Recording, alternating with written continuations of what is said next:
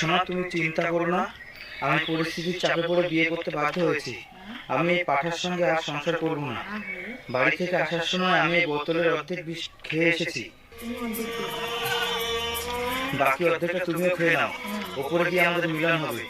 ইতি, তোমার অনু।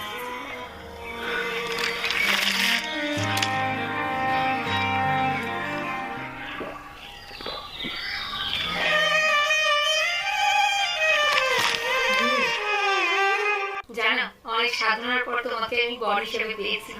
আমার তো মনে হচ্ছে তোমার ছেড়ে আমি আর বাঁচবোই না।